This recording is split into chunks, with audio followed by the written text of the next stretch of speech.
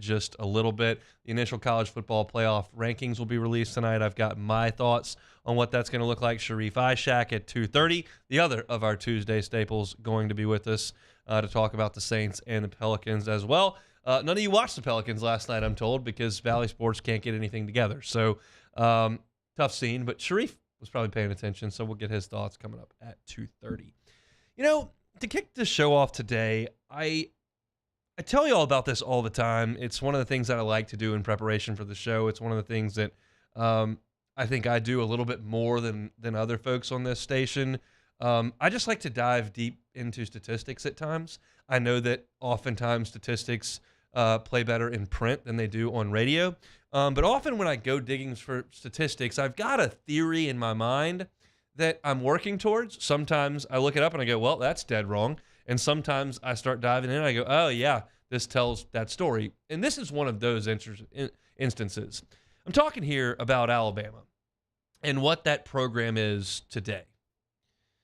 We know what Nick Saban has created there since 2007. It has been a huge part of our lives every first week in November for a decade and a half. And it has been mighty impressive from the outside and mighty frustrating far more often than not to play them. But you all, as college football fans who listen to this show and who pull for LSU and very likely detest Alabama, know that there was a time where it felt like Alabama beat everybody by 35 or 40 points. And it doesn't feel like that's been the case the last few years. And you can certainly harken back to a lot of those games. You certainly saw Texas A&M and Arkansas this year, and you could go back a year and remember Texas A&M in Tuscaloosa last year where it came down to the last play of the game, and Ole Miss played them tough last year. You know that LSU and Tennessee beat them on the last play of the game last year. You know that Texas A&M with Zach Calzada beat them 2 years ago. Like, you can remember some of those games. Bo Nix and Auburn played them real tight in 2021. Like, you are aware that this has kind of been a situation. I just wanted the actual numbers. So I went back and looked at Alabama's SEC-only results, SEC regular season-only results between 2023, which we're smack dab in the middle of right now, and 2017. For perspective for you there, it's pretty simple. 2017, Jalen Hurts was their quarterback, and Tua took over to win the national championship game against Georgia. That was 2017. 2018 was Tua. That was with Judy and Smith and Ruggs and Waddle and just the ridiculousness with Najee Harris. That was 2018. You, of course, remember those guys were all back in 2019 outside of Judy and that great game that LSU played in Tuscaloosa in 2019. 2020 was obviously the COVID year, and they had Mac Jones. The Bryce Young era was 2021 and 2022. And then this year has been Jalen Milroe for the SEC games. So that's the time stretch we're looking for. 17 to 23, basically the end of Jalen Hurts through Tua, through Mac Jones, through Bryce to Jalen Milroe. That's the sample size I selected. I don't really have a great reason for that. There was nothing statistically that made that where I started and stopped. It's just what I did an hour and a half ago. So I'll tell you this. The thought that, hey, Bama was really blowing a lot of folks out, that one checks out statistically. If you look at SEC regular season results from 2017 through the COVID season of 2020, so from Hurts through Tua through Mac Jones, they played 34 regular season SEC games. You, of course, had the 8 standard in 17, 18, and 19. That's 24 games. And then in the COVID year, they played 10 because we played 10 league games. So 34 regular season Southeastern Conference football games. They won 71% of those games by 20 or more points. 24 of the 34 games they played in league play over that time, they won by 20 or more points. We'll take it up a rung. 30 or more points. 15 of 34 games. That is 44%. Nearly half the games they played against SEC teams from that time frame, they won by 30 plus. And they beat 7 teams by 40 plus in that stretch. They were dusting people. Now, for perspective, let's just go back and do the comparison to this season, 2020, through Bryce Young's start in 2021. This 2.5 years. That's 21 games that they've played. How many of those 21 you think they've won by 30 plus? Something they were doing at a 44% clip for the 3 previous years. They've done it twice in 21 games. Twice. 15 out of 34, 2 out of 21. Over the stretch from 2017 through 2020, they had 2 one-score wins. 2. Over that 4 years. Over the last 2.5, they've had 8 one-score wins. 8 of 21 have been one-score wins. They're in a dogfight almost all the time. And in those 34 games they played from 2017 through 2020, they lost 3 times. They lost 3 times in 34 games. Over the last 21, they've lost 3 times. It's like they've fallen off a cliff. Davo's taking heat in Clemson because they've lost 4 games. No, they're still winning a lot. They haven't lost an SEC game this year. They lost 2 on the last play of the game last year. They lost 1 the year before that. It's not like they're getting dusted, but they're playing close games. Listen to some of these numbers. In 2018, they did not lose a single league game. Sorry, they did not win a single league game by less than 22 points. That was the closest anybody got in 18. That was A&M. Beat Ole Miss by 55, Arkansas by 34, Tennessee by 37, LSU by 29. They don't do that anymore. This year, they beat Arkansas by 3, A&M by 6, Ole Miss by 14, Tennessee by 14. Last year, beat Ole Miss by 6, Auburn by 12, A&M by 4. Yeah, they blew Vandy out. They beat them by 52. I don't think we're going to pay too much mind to that. This is amazing to me, and I don't have a really good reason for it. I could sit here and try to tell you it's because Georgia's dipping into that 5-star pool and they're taking a bunch of talent away from Alabama. I mean, I can't blame it on the quarterback. They had Bryce Young the last 2 years. He's the best quarterback the school's ever had. But even Bryce Young is playing a bunch of tight games. 2020, beat Arkansas by 49, LSU by 38, Kentucky by 60, Mississippi State by 41, Tennessee by 31, A&M by 28. The year after that, beat Auburn by 2, Arkansas by 7, LSU by 6, Florida by 2, lost to A&M. Once again, to kind of put a bow on this entire segment, from 2017 to 2020, Alabama was winning 71% of its league games by 20-plus points. They are now winning 33% of them by that number. Over that span where they were dominating, they had 2 one-score wins in 4 years. In the last 2.5 years, they've had 8 one-score wins. It's just a different feel. So while I will sit here very candidly, I still have a lot of research to do on this game. We have a long week ahead of us. We're going to dive into this game every single way we can possibly find it. It's difficult for me to sit here and try to objectively tell you that this is the Alabama death machine that you saw for the better part of 2 decades. They win a lot, but they're in tight games. They beat Arkansas by 3 this year. Have you watched them? They just sent their offensive coordinator out of town 2 months into the gig. I don't think anybody's suggesting that Texas A&M's about to go win the playoff. It's a 6-point game.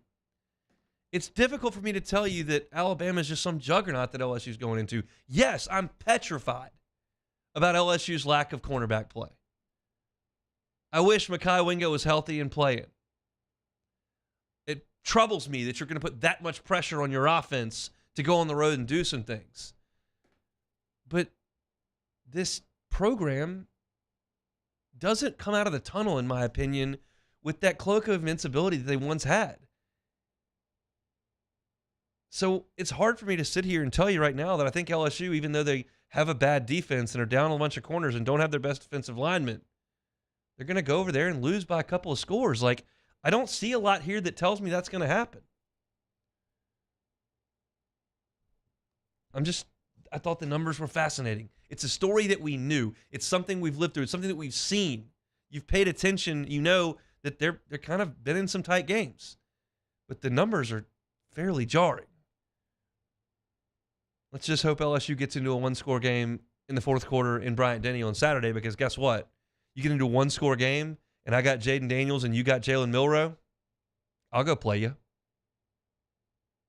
Now, if Alabama gets rolling, LSU turns it over a time or two in the first half, tip pass, all of a sudden I can see the game getting away from LSU if it's not a game that looks like it's played the way that LSU has played all year. You get a few freak things that can happen, like anything can happen in 3.5 hours. But kind of feels like there's a good chance that it'll be a tight game when they go to the fourth quarter. I can't wait. Should be a lot of fun. Moving right along here on this Tuesday edition of the Hunt Palmer Show. When we come back, LSU went to the hardwood last night, played a little basketball. It was against Louisiana Christian. They won by 88 points, so I'm not going to give you a prediction from their SEC record, but I had a couple of thoughts as I watched, and I'm sure that there were plenty of you that did not because it was a little difficult to find, but I got my thoughts on it coming up next. You are now listening to the Hunt Palmer Show. Boudreaux's Electric. Boudreaux's Electric, been in the business 40 years, installing, servicing Generac generators. They're a certified Generac generator dealer, a premier Generac generator dealer. That means they're in the top 3% nationwide. Every new generator that you purchase from Boudreaux's Electric comes with a free 10-year warranty, a free 10-year warranty. Just protect yourself from those power outages. You can do it. It's just a phone call away. 225-300-9389, 225-300-9389. Boudreaux's Electric can monitor that generator when it's been installed in your home. Maybe it fails for some reason technically when there's not even a power outage or a storm around. You probably won't know about that because you don't need the generator at that point. Boudreaux's Electric will. They'll send a tech out to serve it so that when you do need that generator to kick on and power your home, it's ready to go. Maybe the kids are out in the back throwing a ball around and somebody hits the generator, knocks something loose. Boudreaux's Electric monitors it. They'll send somebody out, get you taken care of. Again, free 10-year warranty on all your Generac generators. Call that number, 225-300-9389. It's Boudreaux's Electric. In times of need, get a full list of phone numbers, websites, and other important emergency information on the Demco Stormwatch page at 1045ESPN.com. When is a taco more than just a taco? When it's Government Taco. Voted best tacos 3 years in a row by 225 Magazine, Government Taco puts the most delicious spin on tacos the capital area has ever seen. With creative combinations like the Magna Carrot, the Filibuster, or the Steak of the Union. Plus perfect tortilla chips paired with the best salsa and queso you've ever had. And happy hour every day from 3 to 6 p.m. and all day on Thursday. Government Taco, 5621 Government Street.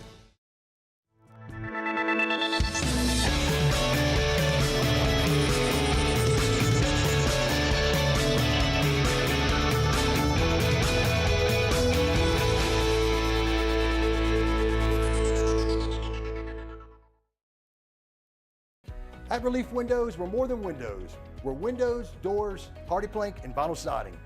But our number one product is always customer satisfaction.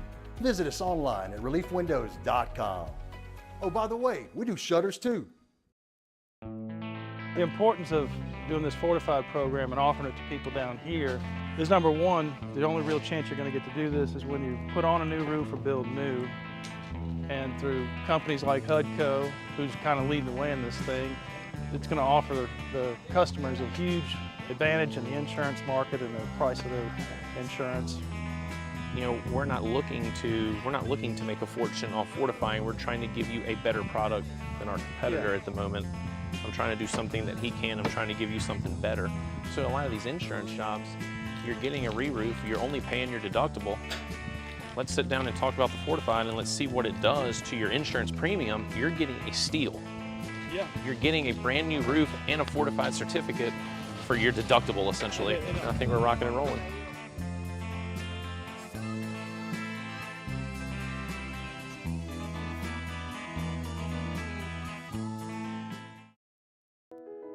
I've been doing business with Luba for 25 years. They're dependable, trustworthy. It's just the attention to detail with our clients. Our folks have years and years of experience. They're highly trained professionals, but many companies have that asset. What I'd like to think makes Luba a bit different is that we use those talents in a way that truly is dedicated to serving the needs of the folks who depend on us. There it is, the extra mile, on the border of expected and extraordinary for those willing to go further, like vans customized for work or play, with safety and tech to keep you connected, supported by a 5-star sales, service, and finance team, and backed by the 1-star you know. So go the extra mile.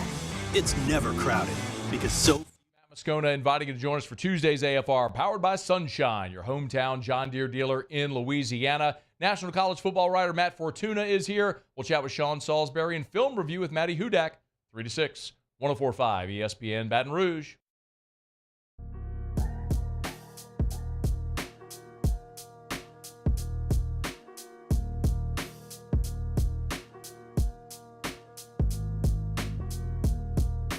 You're listening to the Hunt Palmer Show on 104.5 ESPN Baton Rouge.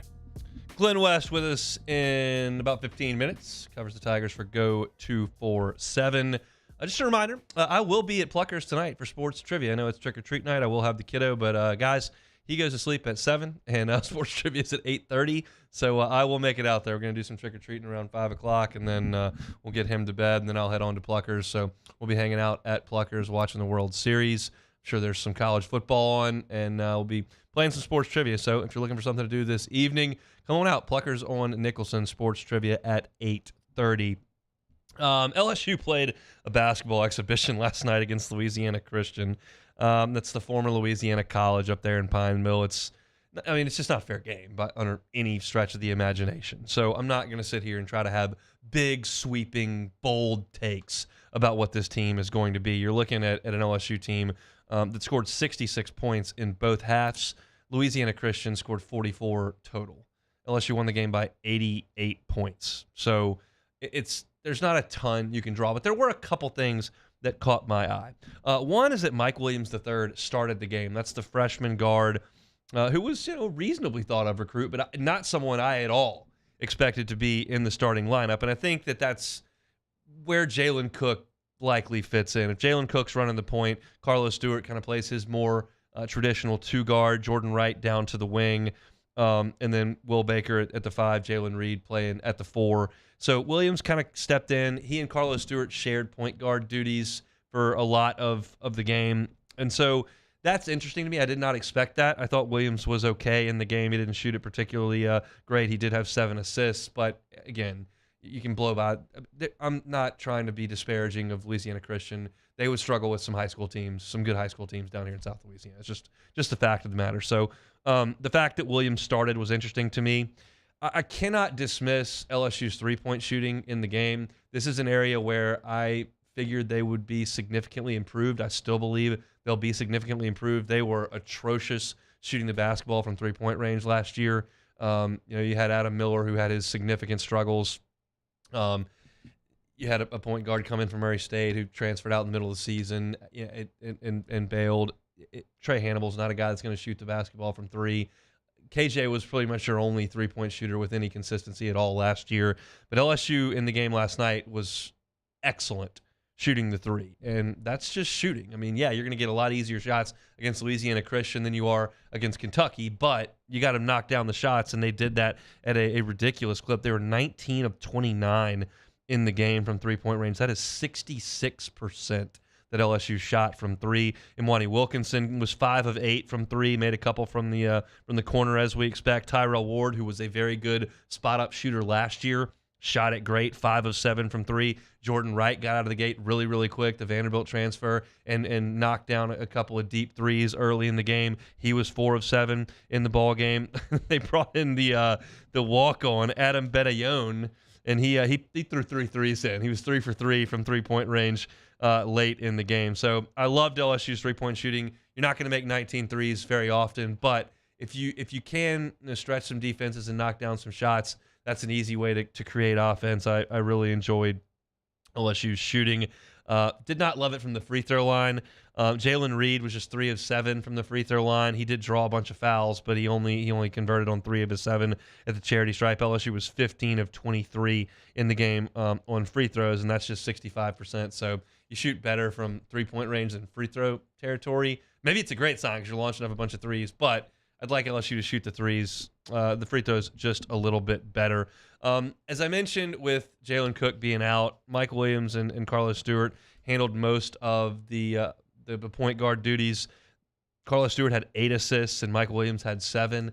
I think that's good intentionally to make sure you're distributing. These guys can probably get to the rim just about whenever they want on Louisiana Christian. So for them to give the ball up and roll up those assist numbers, I thought was pretty good. Did not love the turnovers from Jordan Wright on the same. They're going to ask him to handle the ball a little bit, and he did turn it over 3 times in the game. So that was something that I wasn't totally wild about. And then the rebounding wasn't great for LSU. You allowed 13 second chance points to Louisiana Christian, who doesn't have any size or athleticism. So that was something that I wasn't super wild about. But LSU should be a decent rebounding team. Jalen Reed is 6'10". We had Matt McMahon on yesterday, and he was talking about Jalen Reed and how much weight he's put on. It's very noticeable. He's put on 20 pounds, and he looks very good in the uniform. But get up there and grab some rebounds, big fella. He had 5 in the game. Will Baker, not nearly as active as I thought he might be. And it's one game. He will be. He's going to be a big piece to LSU's offense, but he had a little bit of trouble getting things going other than just kind of knocking some dunks home.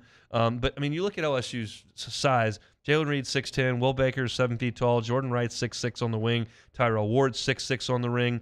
Damian Collins is 6'9". Corey Chest is 6'7", 6'8". So they've got a bunch of guys with some size, and that doesn't even count Derek Fountain, who wasn't out there in the game. Doesn't count Hunter Dean, who's 6'8", 6'10" in the game. So LSU should be a decent rebounding team and should be a good three-point shooting team. I'm concerned with ball handling without Jalen Cook. I'm concerned about defense. LSU showed some three-quarter court pressure in the game. They showed some man-to-man principles, but there's not much you can tell about the defense unless it was awful, but which it wasn't. So they're going to have to get out there and play some games for me to really examine how these guys handle themselves playing defense. But a lot of the identity of what I think this team's strengths and weaknesses are going to be, there wasn't a lot that I saw last night that made me go, oh, that's really concerning, or I was dead wrong about that. I think they're going to shoot it pretty good. I think they're fairly athletic. I think they do have some size and length. They are a pretty veteran group. I'm concerned about defense. We'll see about rebounding, and I'm really concerned about who handles the ball and does the point guard duties. Carlos Stewart and Mike Williams did most of that in the game last night, and I think that Matt McMahon was likely pretty happy with what he saw. You get the walk-ons in, they throw a couple in, you get back and you look at a little bit of tape, and you go play on Monday. I think that Monday's game is going to look a lot different, even though you're not playing a really good team on Monday. I think you're going to see LSU do some different things in terms of their play on the floor. This was a lot of just rhythmic offense that didn't really have a lot of structure to it because you're just trying to just create some things against an outman team. I think you'll see a lot more offensive sets, a lot more structure and organization. I think this was a practice is what it was. And so it was very little more than that. It was massively decided early in the first half. So I'm not going to spend a ton of more time on LSU Bama Week talking about it, but I thought that there was some really good, and hopefully LSU can shoot the ball something similar to that. They're probably not going to shoot 65% from three-point range for the season, but if this can be a 37, 38% three-point shooting team, which would be towards the top of the Southeastern Conference, that's a way to create some offense and hopefully get some wins. So LSU wins last night against Louisiana Christian by a final score of 132-44, an 88-point victory. LSU never trailed in the ball game. So wanted to touch on that briefly before we get back into LSU and Bama. We're going to do that when we come back. I got Glenn West of Go 24/7. Might get a thought on the basketball game, but we'll dive heavy into LSU and Alabama with Glenn West coming up next. The Hunt Palmer Show.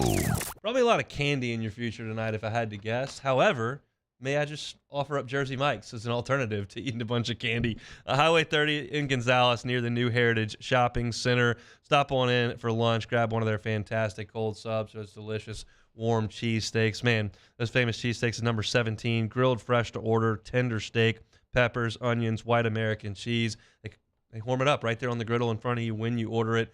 Dump it on that delicious fresh baked bread, and it is a winner. Also love their club with the turkey and the ham and the bacon. That's what we had when they brought us lunch a couple weeks ago. It was an A+. Jersey Mike's great for catering ordering as well. They can do 12 individually wrapped subs in one box, or they can do a bunch of individually boxed lunches that include chips and cookies. You can get a cookie platter or a brownie platter. Great for feeding the office, maybe a high school football tailgate party, maybe a LSU Bama watch party. Jersey Mike's is a fantastic option. Download the Jersey Mike's app. You can use them on DoorDash as well. Love our friends over there. Highway 30 in Gonzales near the new Heritage Shopping Center. Jersey Mike's is sub above. Our listeners fire off their opinions on the jimsfirearms.net hotline at 499-1045. Keep listening for your next chance to shoot us your thoughts with the jimsfirearms.net hotline on 1045 ESPN Baton Rouge. Bayou Ford is taking $10,000 off MSRP on select new 23 Ford F-150 trucks. And all new Bayou Ford vehicles come with a 1 million mile warranty. The crew at Bayou Ford is going to do right by you.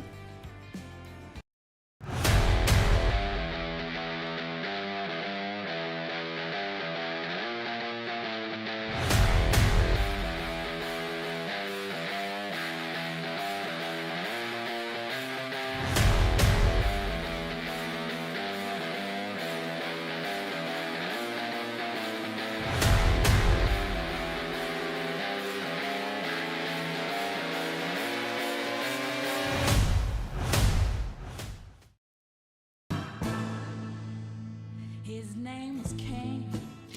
He had a horse along the countryside. I saw him ride. One day they found him.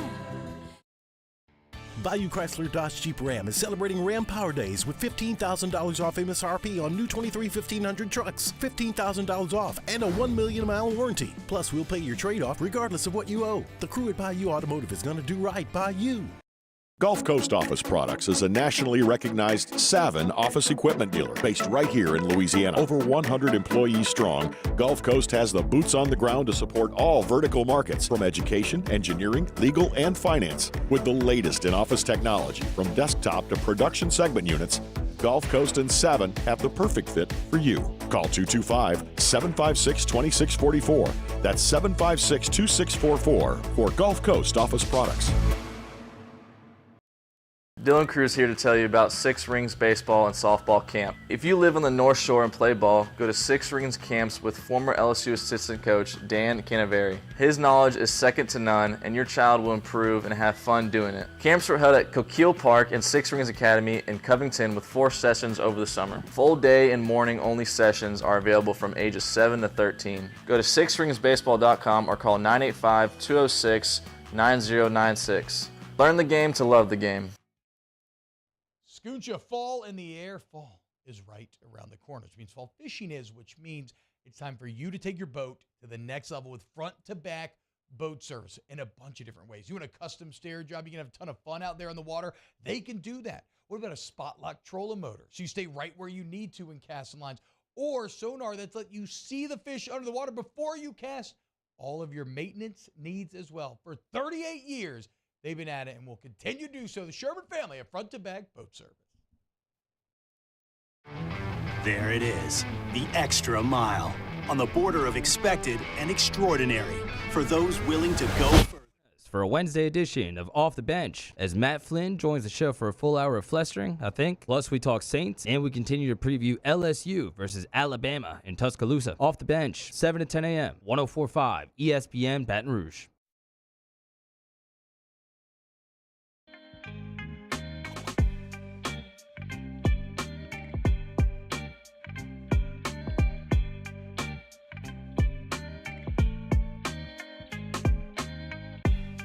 This is the Hunt Palmer Show on 104.5 ESPN Baton Rouge. Moving right along, Tuesday edition of the Hunt Palmer Show. As we do every Tuesday, let's head out to the Jim's Firearms Hotline and chat with our guy, Glenn West. Glenn, last week we talked about the preseason Pels being healthy. Brandon Ingram, injured, can't play. How's that? Oh, we got 2 games with him, so that was about what I was expecting. But I digress. Let's just talk some football. I can't deal with the Pelicans. We can do that. There's a pretty good game coming up on Saturday. Were you surprised to hear that Mekhi Wingo would be likely out for the year after surgery? Yeah, I was. I mean, the way that Kelly had kind of described it for a couple of weeks, it sounded more like a maintenance thing that they were doing. You know, they were just trying to see if maybe he could play through it. You know, just give him some rest over a couple of weeks span, which is why he didn't play against Army. So I think the fact that he didn't go into a ton of detail about what the actual injury was. So maybe that should have been a little bit more of a hint for people. But I was a little bit surprised that he, announced that it was going to be a season-ending kind of thing. I mean, it sounds like, should LSU run the tables here, there's a possibility they could get him back for postseason play, whatever that might look like. But, very surprised at kind of the outlook there. But it's kind of a next man up thing, I think, right now with a lot of the guys they have. And but certainly Wingo was a huge piece, and somebody that I'm sure they would have loved to have in this game in particular. How big's the drop off when he comes out of the lineup? I mean, I'm not going to say there's no drop off at all. I mean, I do think that there's going to be some level of drop off, but I do think that the way that Jordan Jefferson's played this year should give you some hope that things won't be a significant step back for the defensive line. I think he's played well. I think Parrish Shand has shown you some things over the last couple of weeks. He can be a very switchable piece along the defensive line. They bring off mainly off the defensive end spot, but he's been able to stand up some as well. Braden Swinson's shown you some things, but no doubt, I think LSU needs to see Mason Smith take another step up. I mean, the last couple of weeks he's been able to get a few sacks, get some pressures against Auburn and Army, but you certainly would like to see him take another step forward here against Alabama. They need their stars to play at their best, and certainly Smith is going to have to be one of those pieces up front that kind of helps stifle this Alabama offense. I struggle to ask a question about the secondary other than to say, like, maybe what's the talent level in the secondary? The experience level is almost none. What's the talent level that LSU is going to put out there on Saturday? Well, I mean, it's a lot of 4 and 5 stars. I mean, Sage Ryan is certainly a former 5-star player. We've seen him now for a couple of years, and I think he's getting more and more settled into that cornerback spot. So I think you hope that he can maybe help you on one side of the field, whether it's helping contain Jermaine Burton or one of the other receivers that Bama has. But I mean, even some of the freshman talent they've brought in has got a lot of potential. I mean, Davian Toviano was a top 50 player on 24/7 last year. He was initially listed as a cornerback, so they've kind of moved him to safety and kind of all over the place in the secondary for his first year. But they might need him to help out at cornerback, certainly. Jeremiah Hughes is a former 3-star.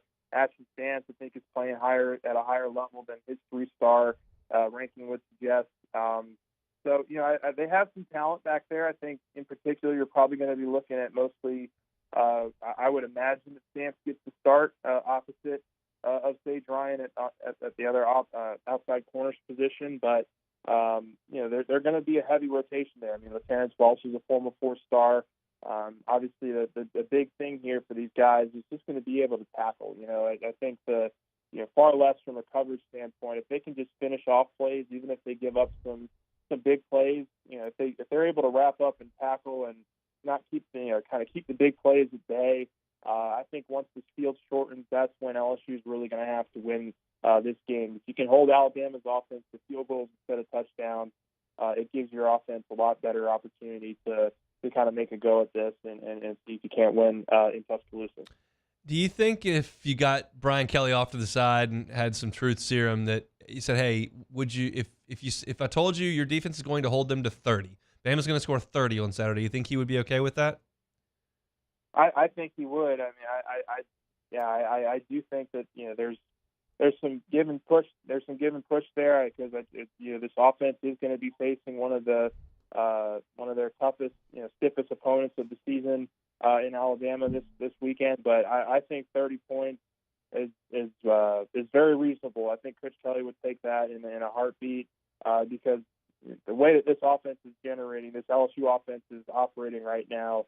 I think 30 points is still probably a little bit on the low side, even for a game like this. I would expect them to score in the high 30s, maybe 40s, if everything's clicking the right way. So, I do think that Coach Kelly would take that in a heartbeat. But I think a lot of that's going to have to come down to their play up front on the defensive line and certainly in the front seven with the linebackers as well. You think there's a better chance LSU scores 28 points or 42 points?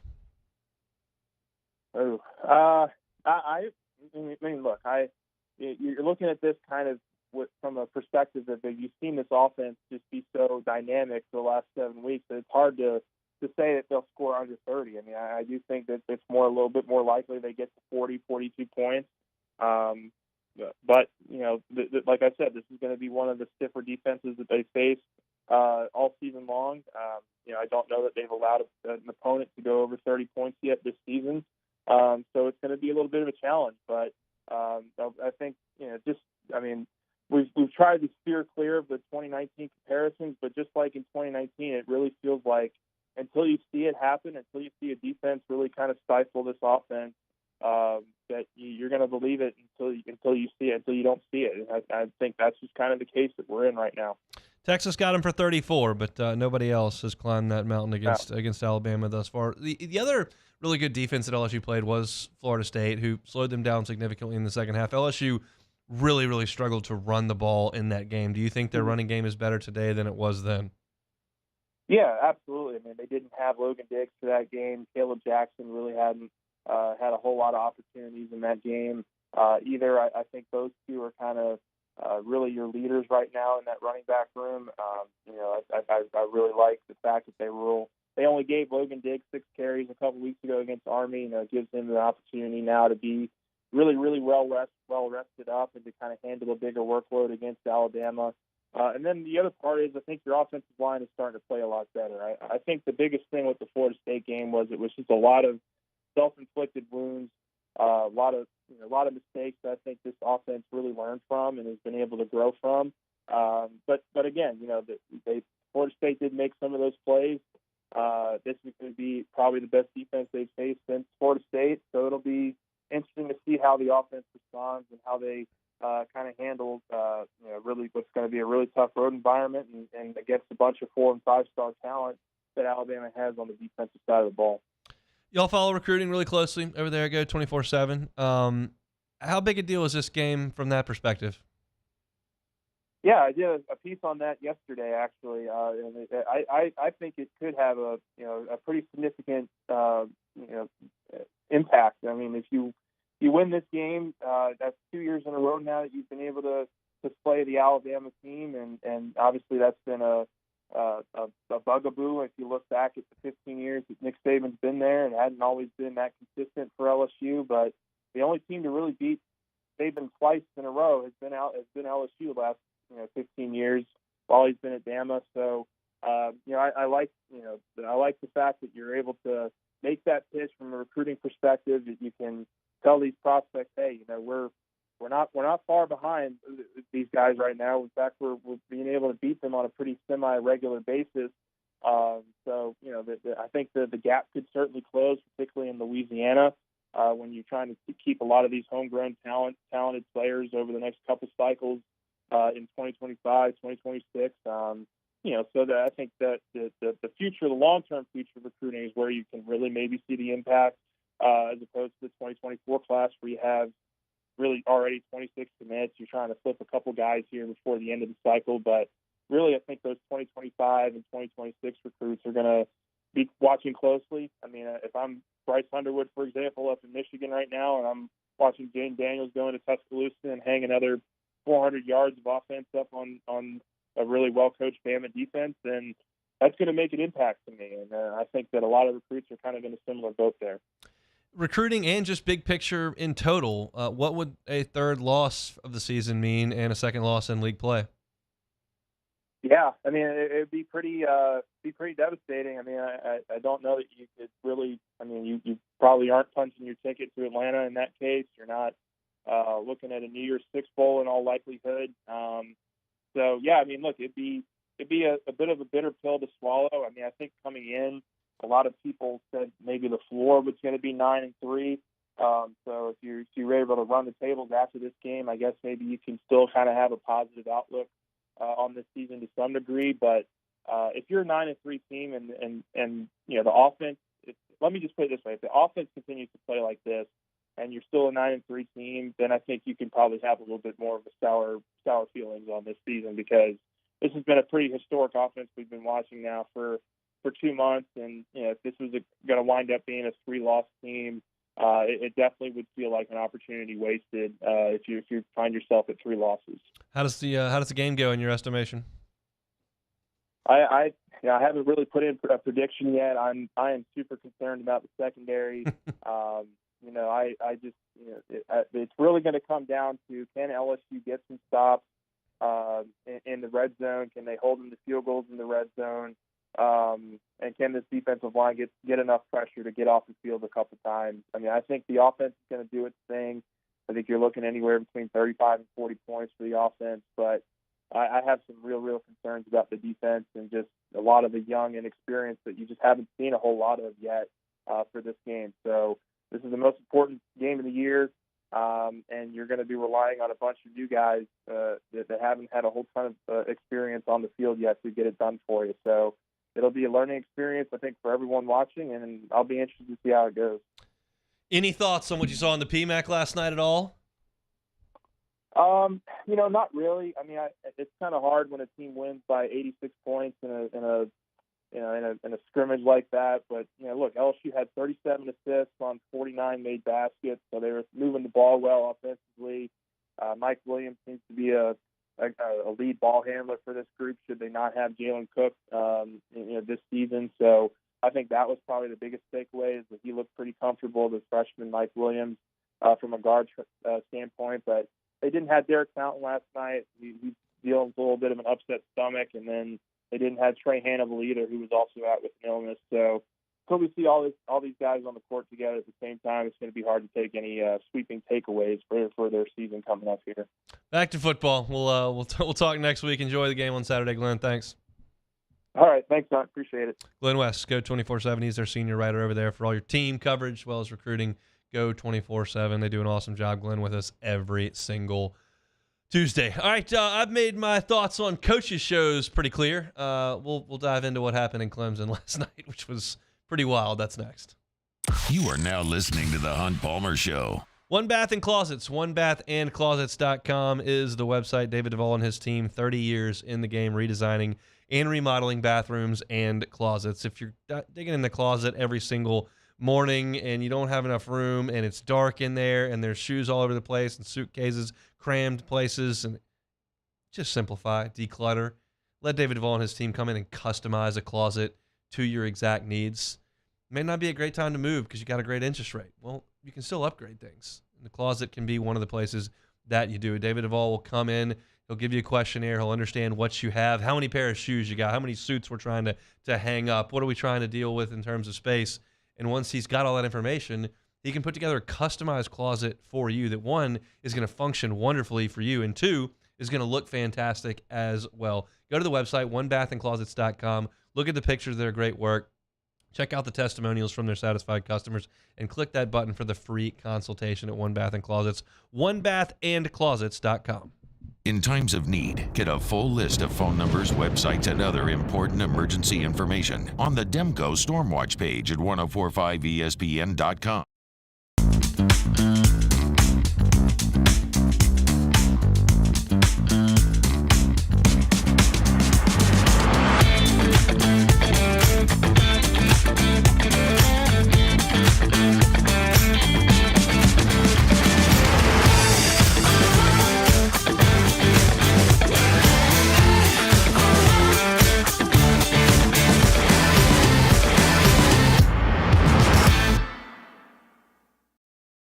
Running Boards Marketing can help you get their attention.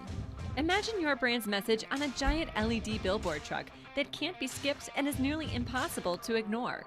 Running Boards Marketing is the leader in effective and affordable advertising on digital mobile billboards, which are 2 times more effective than traditional billboards. With a 97% recall rate, you'll leave a lasting impression with your customers.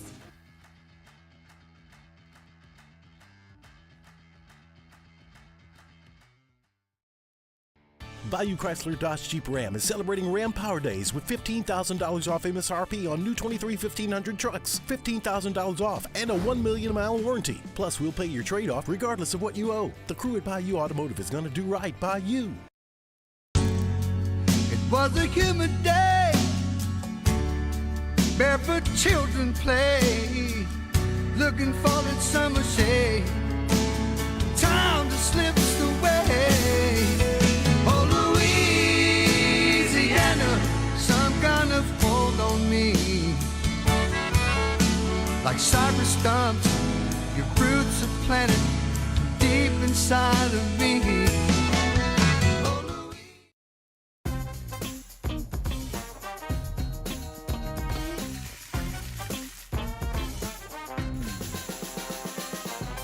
The best kept secret in town is out. Discover Tallulah at the Renaissance Hotel on Bluebonnet.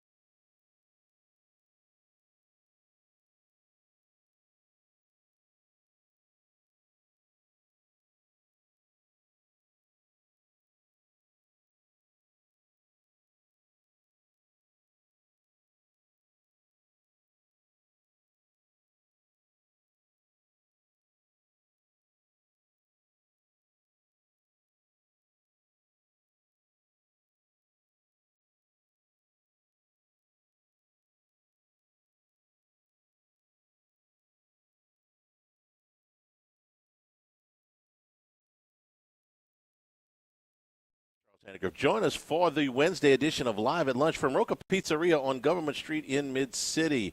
Randy McKay will be with us along with Scott Rabelais and Wes Reynolds. Wednesday edition of Live at Lunch, 11 a.m. on 104.5 ESPN Baton Rouge.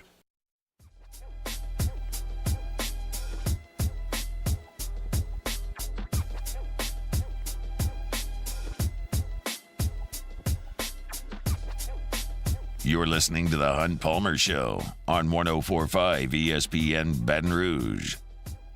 It's rare when I come across a situation and determine literally everyone that I'm discussing in said situation is wrong.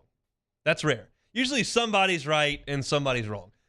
Sometimes everybody's wrong. And that was the case last night. Clemson has a coach's call-in show like most teams do. LSU hosts theirs on Thursday night with Brian Kelly. Chris Blair does it. And look, I work for the LSU Sports Radio Network. Y'all know that. I catch a check from LSU in the fall every year. But I still have made my point clear that I don't like the concept of the coach's show. I just don't like what it can result in. And last night, we saw it. So I can't play the entire interaction because the guy that calls in literally rambles on for 2 minutes, and then Dabo rambles on for another 4 minutes. So we're not playing 6 minutes of the Clemson coach's call-in show.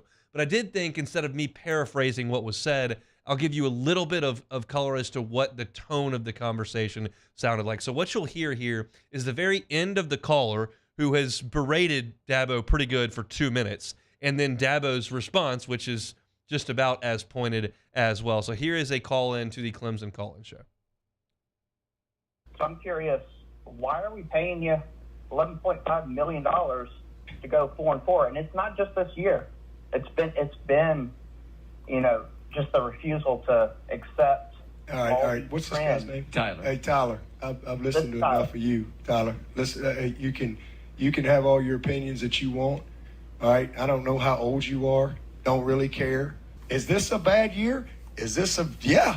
And that's my responsibility. Take 100% responsibility for it. But all this bull crap you're thinking, all these narratives you read, listen, man, you can have your opinion all you want, and you can apply for the job. and good luck to you. So there's a lot more there. The caller said that Dabo has shown some arrogance and a big ego, and he keeps alluding to the $11.5 million to go 4-4, and says that Dabo's hires are wrong. And then Dabo said that the caller was a part of the problem, and that Clemson used to be about appreciation for success. Now it's all about expectation, and there was a lot baked into it, and we couldn't get to all of it there. But I'll start individually here.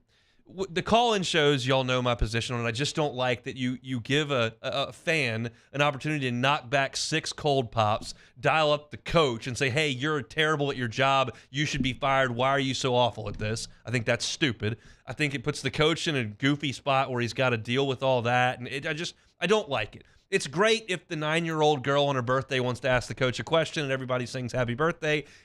There are some very redeeming moments in it, but it opens itself to this kind of stuff. And I don't understand. This guy sounded like he was like 28, 30 years old.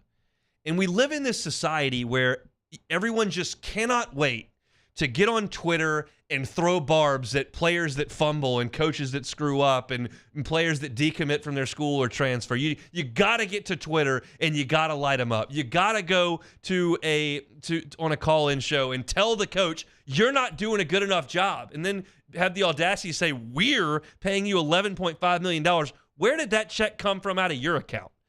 I don't understand this insatiable need so many in society have to make sure you get to a point where you can tell somebody how bad they are or make them feel bad about something that's gone on. You're a Clemson fan. What are you accomplishing by picking up the phone and saying, hey, why are we paying you this money? You've got a massive ego. It's not just this year.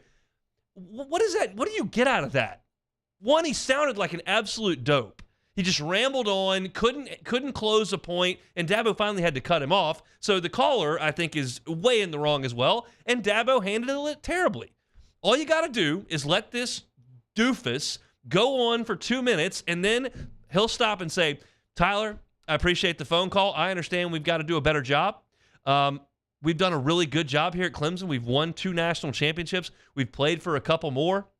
We're planning on doing that in the future. It's not going to happen this year, but our guys are committed to getting better. We're going to go to practice tomorrow. I'm excited to get out there, and we're going to do the best we can for the rest of the season. We understand what this brand has become at Clemson, and we have expectations to be better than 4-4 at this point. Thanks for your call. And just stop. But you got to get your dander up and go nuts, because that's what Dabo's been doing in press conferences and on these call-in shows, because we got to talk about NIL, and we got to talk about the transfer portal, and he's saying things that, and you just, it's part of the gig. When you get a job of that magnitude that pays that much, sometimes you got to sit there for an hour and let Tyler, the doofus in his basement, call in and ramble for two minutes. It just, everyone in this situation is wrong. I don't like the call-in shows. The fan is accomplishing absolutely nothing and sounds ridiculous. And Dabo handled it really, really poorly. And you could try to dig deeper at this and go, man, this seems like it's unraveling for Dabo. And I don't know that he'll get it back. I don't know. You're gonna have to go get another Deshaun Watson or Trevor Lawrence and go get a bunch of those defensive linemen that were monsters. But he had that thing humming as well as anybody in the country, and I'm not here to tell you right now at 4-4 this season that he can't get it back. He is going to have to go get some transfers. He's going to have to buy into NIL and do things a little bit differently, or he can be one of these guys we've talked about now for 3 years that's going to be very, very rich at a relatively young age in terms of employment status that's going to go, I don't want to do this crap anymore, I'm out. And that might happen too. I don't know. That's not really the point of this situation, but it's just the person that irks me the most here is the caller, who's just like Joe Twitter, who's got to get on and tell you how dumb you are and how you're a terrible player for fumbling and how you need to leave my school and attacking professional players. That's the reason Sam Pittman had to delete his Twitter this year, because there's so many people going nuts at him. What are you accomplishing?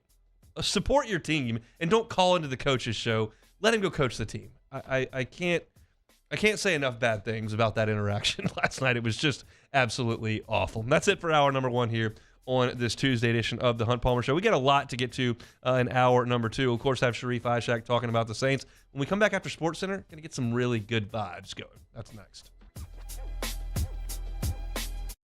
When is a taco more than just a taco? When it's Government Taco. Voted best tacos 3 years in a row by 225 Magazine, Government Taco puts the most delicious spin on tacos the capital area has ever seen. With creative combinations like the Magna Carrot, the Filibuster, or the Steak of the Union. Plus perfect tortilla chips paired with the best salsa and queso you've ever had. And happy hour every day from 3 to 6 p.m. and all day on Thursday. Government Taco, 5621 Government Street.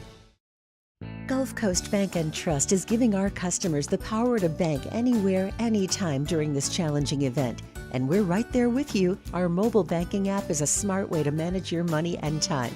Gulf Coast Bank and Trust, the bank that cares about you. Bayou Ford is taking $10,000 off MSRP on select new 23 Ford F-150 trucks. And all new Bayou Ford vehicles come with a 1 million mile warranty. The crew at Bayou Ford is going to do right by you.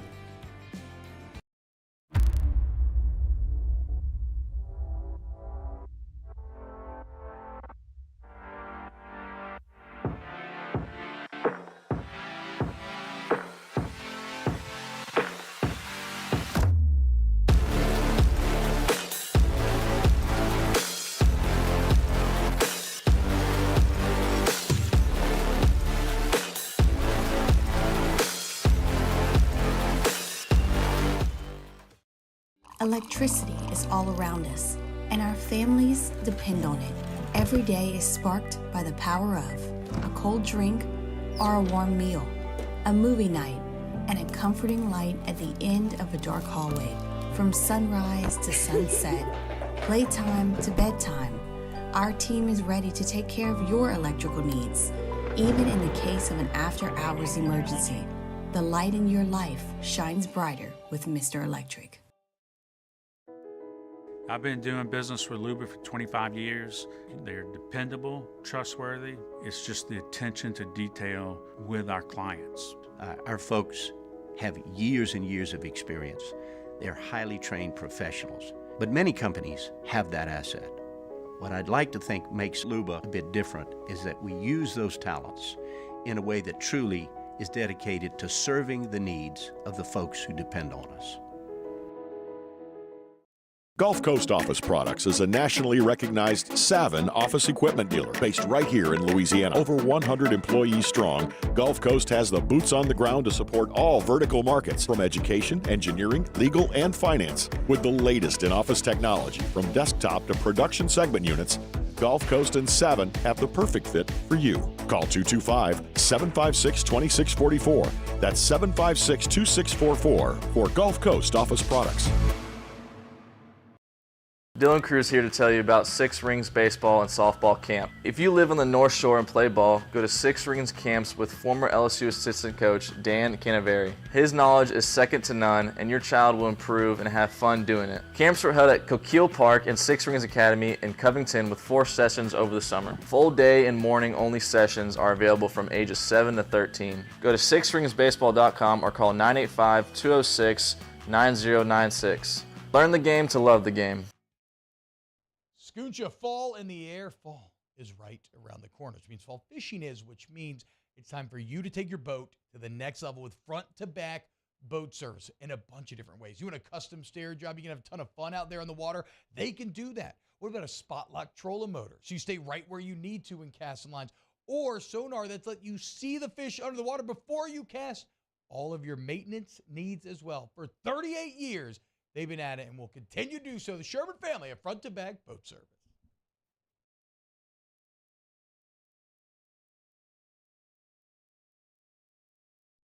This is SportsCenter.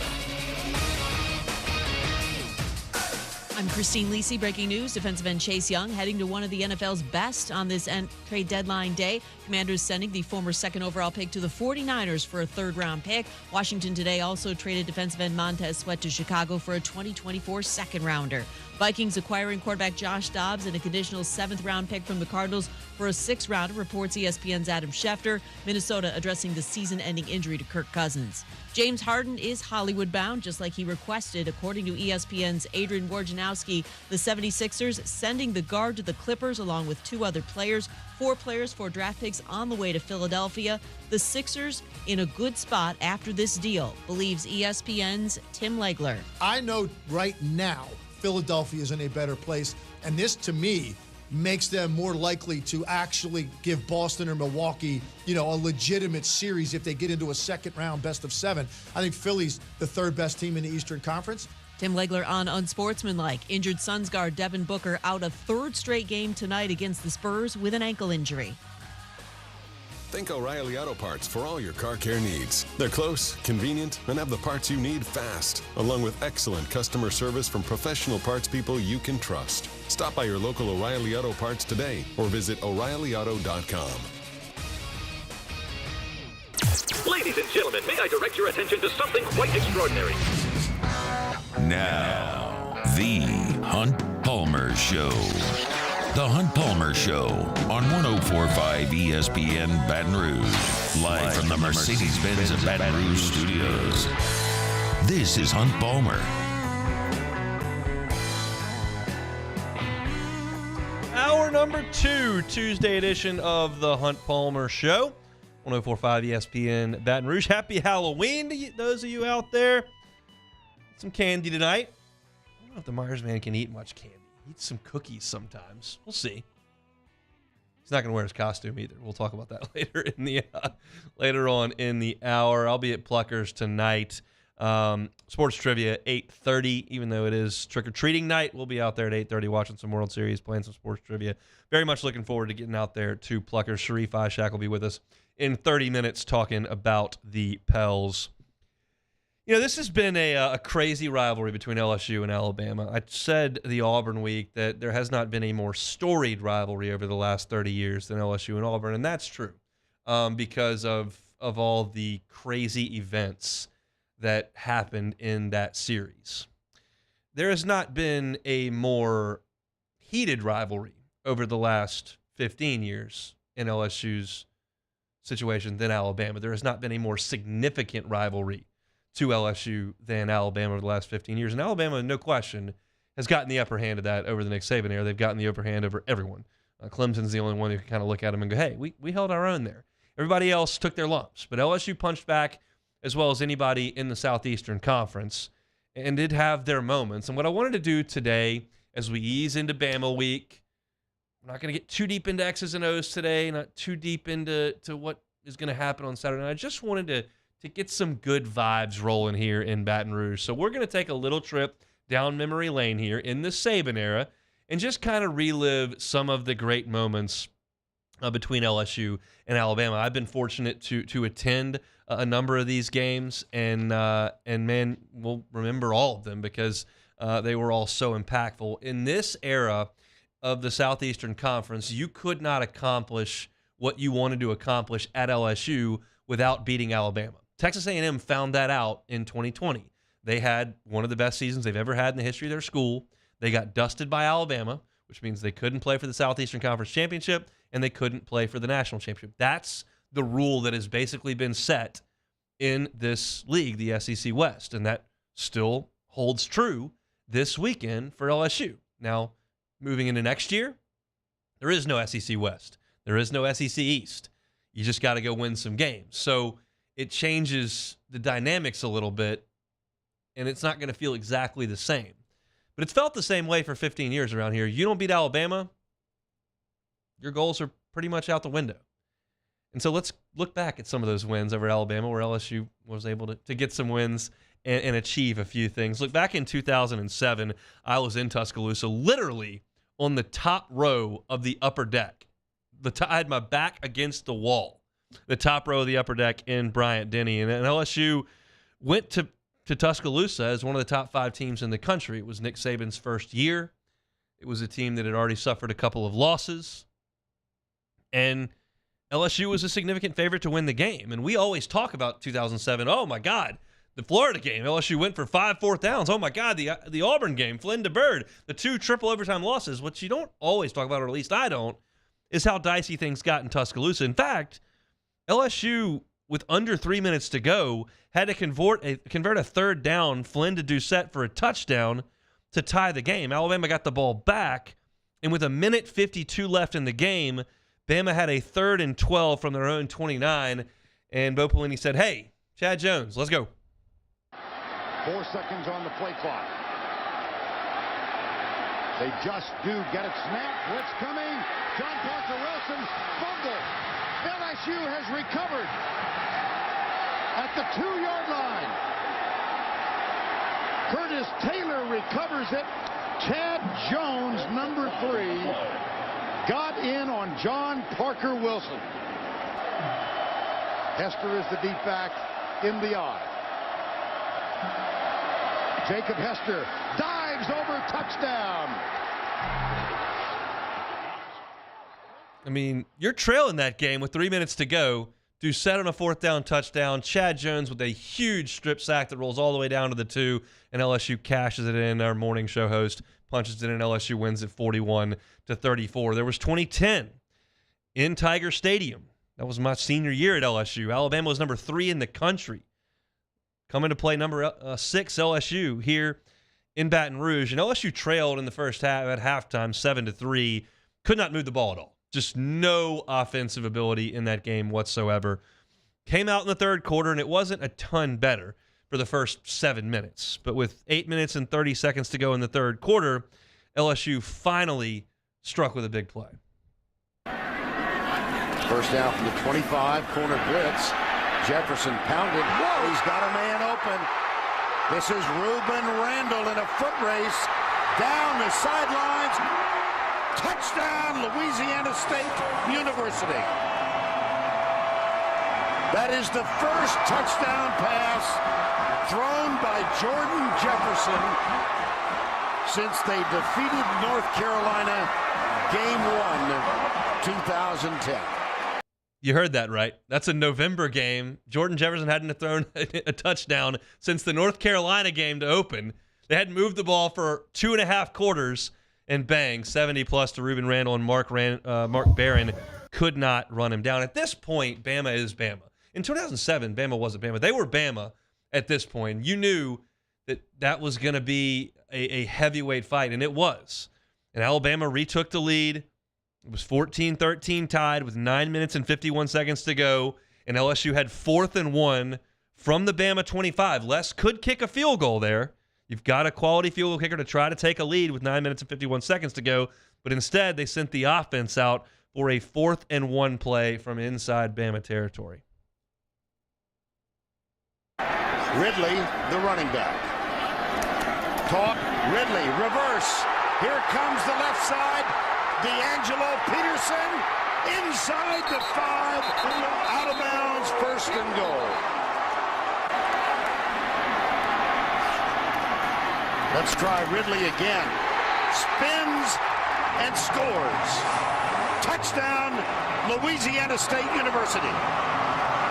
That gives me chills thinking about it because I was in the student section that night, and man, that 4th and 1 call was so beautiful, and I was right down there on that side of the field, and they toss it to Ridley, and D'Angelo Peterson peels off around the back. I cannot believe D'Angelo Peterson did not score on that play, but he did, and they stepped out of the 2, and Ridley had to cash it in at the end. But LSU, of course, got a dramatic win. Huge play by Drake Nevis in that game to strip Greg McElroy and fall on it, and LSU got a massive win that 2010 day in Baton Rouge. And you know what that led to the following year. Unequivocally, the most energized stadium I have ever been in my entire life was pregame for LSU and Alabama in 2011.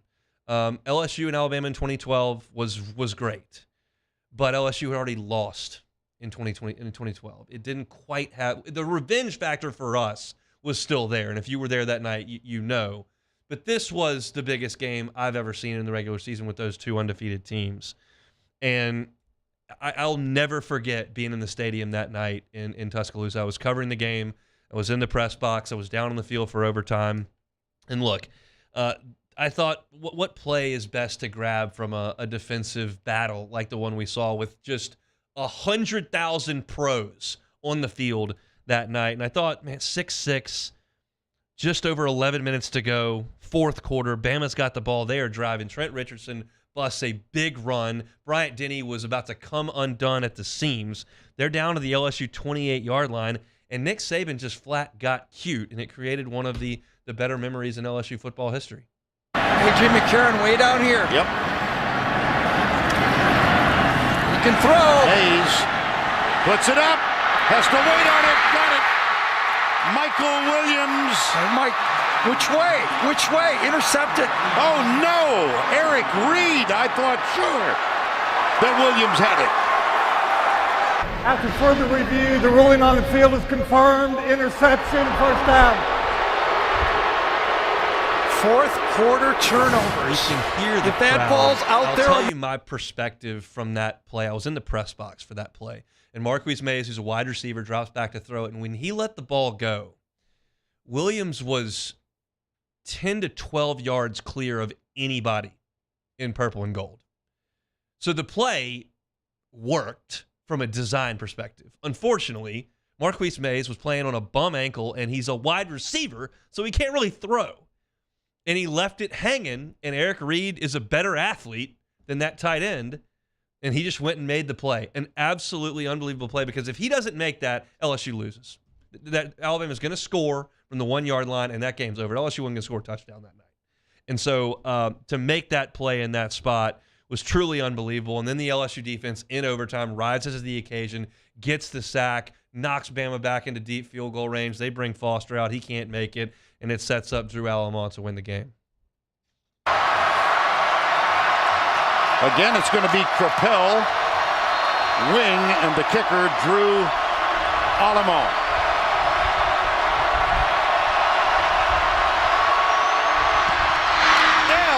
LSU remains undefeated. Just unbelievable. I was on the field for overtime. It was really crowded down there on the sidelines. Aaron Andrews was standing right next to me for that, and I very vividly remember the ball sailed through the uprights, and I was being the very unbiased reporter that I was at that time for Viking Bengals Insider, and I ran out on the field, not like arms extended. I ran to a certain spot. I wanted to see Nick Saban walk off the field. That is a wildly petty thing to do, but I did it anyway. So I said, hey, they got their revenge a couple months later, and it was an awful night in the Superdome, but that one was really, really special. And LSU, of course, went back in 2019. Y'all know that one well. I watched that one by myself in my house because I was doing pre- and post-game back here in Baton Rouge, and I will never forget my reaction when LSU went down and scored that first touchdown to Jamar Chase. LSU traveled to Tuscaloosa to take we don't have, that was a wrong deal. So I thought that was 2022. All right, my bad. But either way, they went down and hit that touchdown to Jamar Chase. And when they did, I remember being in my living room and screaming, "We've got a quarterback now." I wasn't screaming to anybody in particular, but that's what it felt like it was always going to take for LSU to win. They were going to have to get a quarterback to go in there and do it. And they found a quarterback who could go in there and do it. And that drive set the tone for that night that, hey, we've been fighting with one hand behind our back for all these years. We found a way to come do it one time at 9-6, but we couldn't do it after that. We brought in Leonard Fournette, and we brought in all these high-powered offensive lines and running attacks and did not have enough juice to get home. But they did finally in that game, and I thought that the touchdown they threw to Clyde Edwards-Helaire before the half was as fun of a flurry as I can recall. And Casey, it's the second bite on that I sent you, because you realize that LSU had done a good job to move the football, but then they had Waddle that ran back the kick, and then LSU comes back and scores again. They hit Terrace Marshall, and then LSU gets the pick. Phillips has the interception right before the half, and you've got a 13-point lead, and you're thinking, man, can we possibly pay this off for a touchdown right before the half after the interception? There would probably be some times in LSU football where you'd be like, hey, we'd really like to slow things down, just get the field goal, we'll go in up 16. That's fine, but that's just not how this 2019 team was wired. Looking left, delivers the football. Clyde Edwards-Helaire got it in the left corner. Touchdown, Tigers! First down, pass play, score. you can hear it in Chris Blair's voice too. When they hit that touchdown, it's like, oh my gosh, we're running these guys off the field. And Bama, as they do, they fought back and they hit Devontae Smith for the big touchdowns, and you just had to count on the offense to get it done one more time. And that goes back to my deal where, like, finally we've got a quarterback who can do this, and he certainly did it in this game, and Clyde paid it off with the touchdown late to win the game. Snap to Burrow. Hand to Clyde Edwards-Helaire. Goes near side. Stiff arms a man. Gets to the 5. Breaks through. Stays upright. Into the end zone. Touchdown, Tigers! You can hear it in Chris's voice. That was that game. You'll never convince an Alabama fan of it because they've done what they've done and because they did, this final score is what it was. They needed a crazy punt return where they almost ripped Waddle's helmet off. They needed a fluke play where Stingley wasn't looking. And then whatever the last touchdown they scored was, 3 of their touchdowns, I'm not giving them a ton of credit for just because I can this far down the line. I'm not going to give them a ton of credit for. So I think it was a blowout. We'll take the 6-point win as it were. And then that brings us to last year, 2022. I was not at this one either. Y'all pretty well know, I think, at this point that I had a family wedding to be at. I was down in New Orleans, but I was watching. I was at the venue. Bar was open, and they need to keep it open for a couple hours after that one. But we have Chris Blair's call of Brian Kelly's decision to go forward on the final play of the game. Right of the formation, Williams in the backfield. Alabama can't get the players off the field. They just got him off. They had 12 on the field. Here we go. Snap to Daniels. Sprint out. Throw to the right. Caught. Right corner of the end zone. Mason Taylor. Tigers win. Tigers win. Hey now. 32-31. And the fans storm the field. Wow. Brian Kelly says, we're going to win this one. I mean, I'll have to take y'all's word for that one. I'm sure it was pretty good. I'm sure it was pretty electric in there. I'm sure it was a lot of fun in Baton Rouge that night. I had a lot of fun in New Orleans that night. My aunt, whose daughter got married, came up and apologized. I said, look, Aunt Nance, we won. Bar's open. We'll be just fine.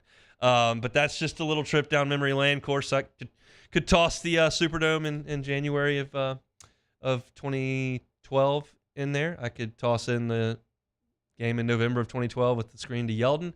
Those weren't as fun. These were the great memories when there was plenty of bumps in the roads, but those were the great memories between LSU and Alabama. That game will still mean a ton next year when LSU and Alabama play, no doubt about it, but it just doesn't have that fight for the Western crown feel to it. I don't know next year, but it certainly did for the last 16 years, and there have been some really, really fun moments in that series. So wanted to take a little trip down memory lane and gives you some positive vibes here early in Bama week. Let's go write another chapter of that coming up here on Saturday. We'll come back with some college football playoff thoughts on the Hunt Palmer Show. The Hunt Palmer Show. Our listeners fire off their opinions on the jimsfirearms.net hotline at 499-1045. Keep listening for your next chance to shoot us your thoughts with the jimsfirearms.net hotline on 1045 ESPN Baton Rouge. Follow us on Twitter at 1045ESPN to cast your vote in the Citizens Bank and Trust Poll of the Day. Vote daily inside Off the Bench, live at lunch, Hunt Palmer. And after further review, Citizens Bank and Trust brings you the Poll of the Day via Twitter at 1045ESPN. There it is, the extra mile. On the border of expected and extraordinary. For those willing to go further. Like vans customized for work or play. With safety and tech to keep you connected. Supported by a 5-star sales, service, and finance team. And backed by the 1-star you know. So go the extra mile. It's never crowded because so few have what it takes to go there. Mercedes-Benz Vans. The Windsor Senior Living Community in Mandeville, Louisiana is a beautiful, vibrant apartment community geared towards seniors. They are nestled right in the heart of Mandeville, where seniors live a more carefree lifestyle in spacious apartments with the peace of mind that comes from having a little extra help. Call the Windsor at 985-624-8040 to schedule a lunch and tour. Come see how the Windsor can be your passport to peace of mind. Running Bart's marketing can help you get their attention. Imagine your brand's message on a giant LED billboard truck that can't be skipped and is nearly impossible to ignore.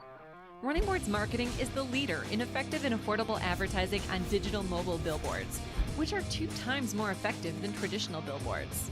With a 97% recall rate, you'll leave a lasting impression with your customers.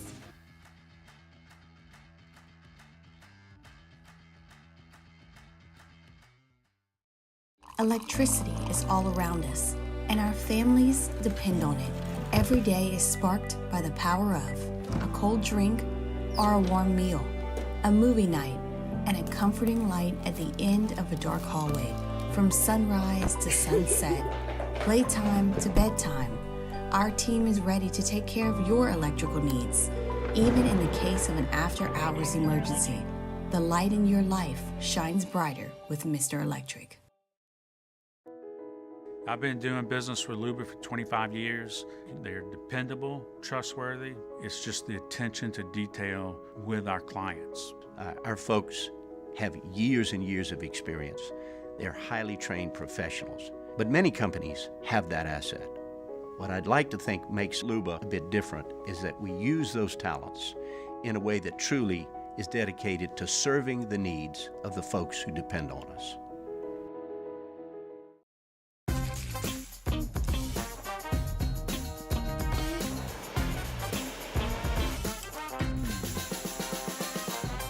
The best kept secret in town is out. Discover Tallulah at the Renaissance Hotel on Bluebonnet.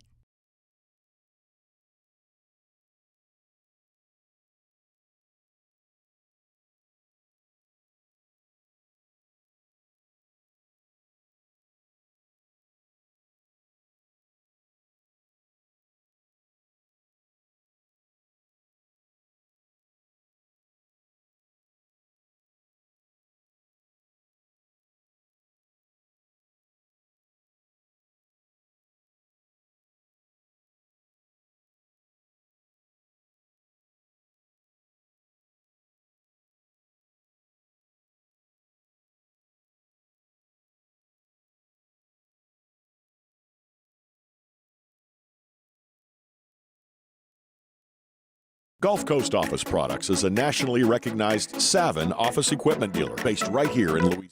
104.5 this Sunday to catch 3 different NFL games. We start with the noon kickoff, the Seahawks at Ravens. Immediately following that, it's the Cowboys and Eagles. And then our night game, the Bills at Bengals. Catch all of those games here on 104.5 ESPN Baton Rouge.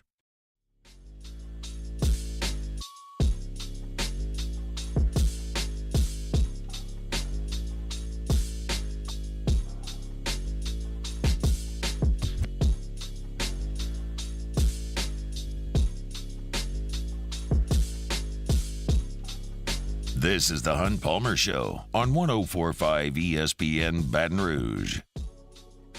Sharif Ishak coming up in about 10 minutes here. We'll talk a little Saints and Pels with Sharif. But the initial college football playoff rankings are going to be released tonight, and I just kind of want to give a few thoughts on it. The first is that it is fairly insignificant. We're all well aware of that. There's so much football to be played. Mississippi State was number 1 in the first one of these, and they, as far as I know, didn't go on to win the national championship. So it's not super significant. But I'm curious to see kind of how the selection committee plays it, because Georgia and Michigan are number 1 and 2 in the AP poll. They have essentially dominated every game they've played. Yes, Georgia was on the ropes a little bit against South Carolina in the first half and then against Auburn into the fourth quarter, but they have won, and they have a lot of skins on the wall, to be quite frank. So that's not supposed to matter. But if the committee came out and put Georgia 1, Michigan 2, Ohio State 3, Florida State 4, I would think that makes some sense. But also, Georgia's got 0 ranked wins. Michigan's got 0 ranked wins. Ohio State beat number 9 Penn State. This is all AP stuff. There is no CFP ranking, so that's all the ranking I have to go by. But Ohio State beat number 9 Penn State, number 12 Notre Dame. And Florida State beat number 13 LSU. Washington beat number 6 Oregon. Texas, has a good win in Tuscaloosa. Does that matter? I think what this will ultimately boil down to is there are 5 unbeatens tonight. There are 5 unbeatens that matter. Sorry, Air Force. I do support the troops fully. I don't really care about your football team. It's Georgia, Michigan, Ohio State, Florida State, and Washington. Those are, in my opinion, going to be the top 5 tonight. I don't think they're going to put a 1-loss team above any of those. So how do they do it? Well, if you were going off like merit and what you've accomplished and who you've beaten, I think Ohio State won with wins over Penn State and Notre Dame makes sense. I think you could talk about Florida State with a convincing win over LSU. Yeah, they struggled a little bit with Boston College, but could you put them second?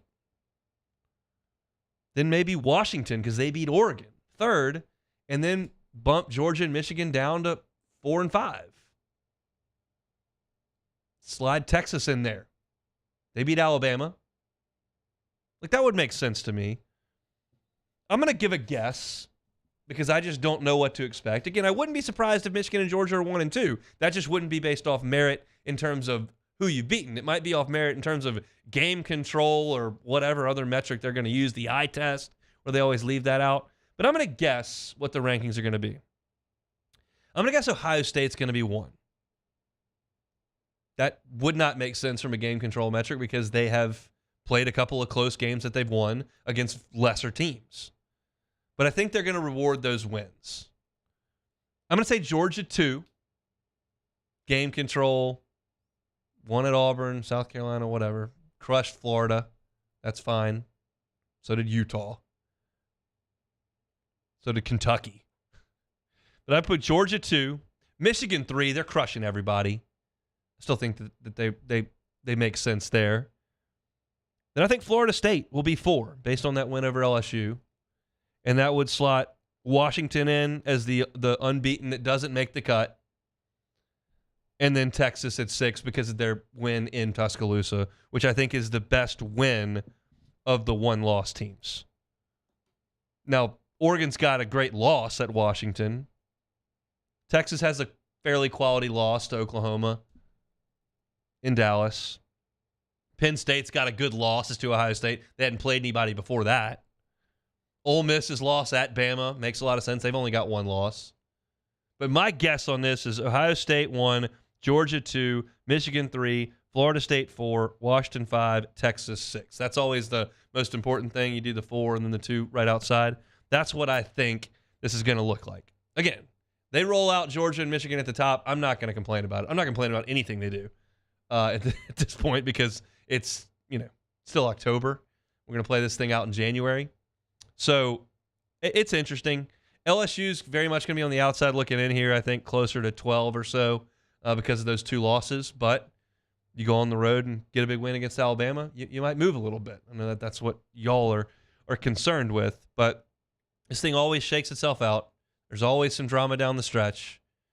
Tonight's just a little snippet of kind of what they've prioritized through the first 2 months. Is it margin of victory and record? Is it the teams that you've beaten that are where they're ranked? Remains to be seen tonight, but we'll see the initial college football rankings coming out later this evening. All right, we'll take a timeout. When we come back, Sharif Ishak from WDSU. It's the Hunt Palmer Show. You are now listening to the Hunt Palmer Show. LWCC is Louisiana Loyal, elevating and celebrating champions of Louisiana. Marucci Sports, certainly a champion of Louisiana. Started out in a shed here in Baton Rouge. Figured out a way to make a bat. All of a sudden, you look at the World Series, and you got a bunch of folks outfitted by Marucci, but they're much more than just a bat manufacturer. They're a champion of Louisiana. Why? Because they help us out in terms of their tourism. Marucci World Series every single summer, talking about thousands of visitors here to the capital city of Baton Rouge to watch youth sports. Talk about talent acquisition. Marucci is bringing top-tier talent to their baseball performance lab, which obviously benefits our state. They're keeping top-tier talent here in our state. If you know a champion of Louisiana like Marucci Sports, we would love to tell their story. LWCC gives us that option through their Champions of Louisiana campaign. Go to lwcc.com/champions and nominate a champion of Louisiana through that website. LWCC looks at all those candidates and they pick the cream of the crop. Marucci Sports certainly qualifies. Marucci Sports, a champion of Louisiana. LWCC is Louisiana Loyal. In times of need, get a full list of phone numbers, websites, and other important emergency information on the Demco Stormwatch page at 1045ESPN.com.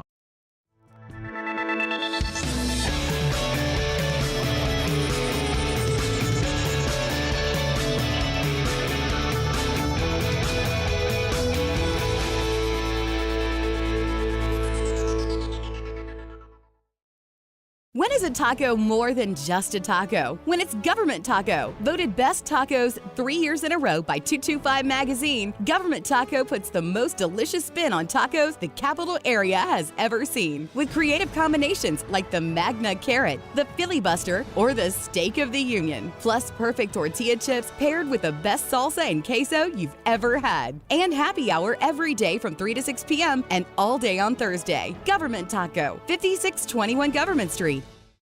Follow us on Twitter at 1045ESPN to cast your vote in the Citizens Bank and Trust poll of the day. Vote daily inside Off the Bench, live at lunch, on Palmer. And after further review, Citizens Bank and Trust brings you the poll of the day via Twitter at 1045ESPN.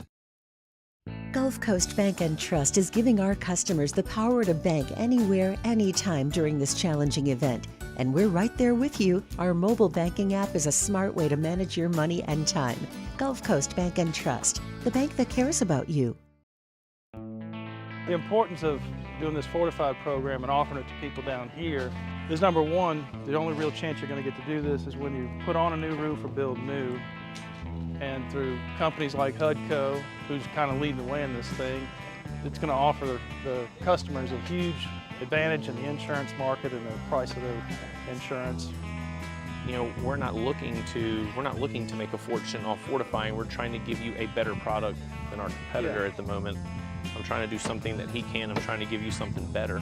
So a lot of these insurance jobs, you're getting a re-roof, you're only paying your deductible.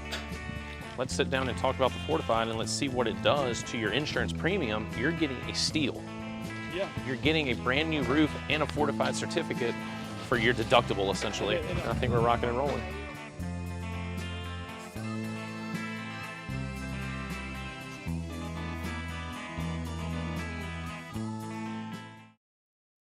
Running Boards Marketing can help you get their attention. Imagine your brand's message on a giant LED billboard truck that can't be skipped and is nearly impossible to ignore. Running Boards Marketing is the leader in effective and affordable advertising on digital mobile billboards, which are 2 times more effective than traditional billboards. With a 97% recall rate, you'll leave a lasting impression with your customers.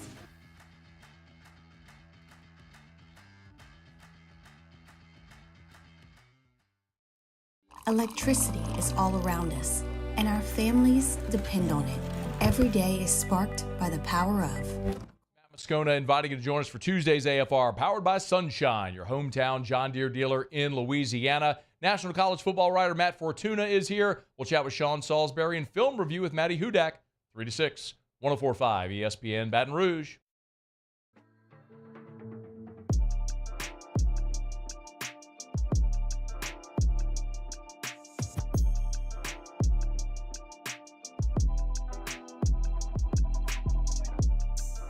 You're listening to The Hunt Palmer Show on 104.5 ESPN Baton Rouge.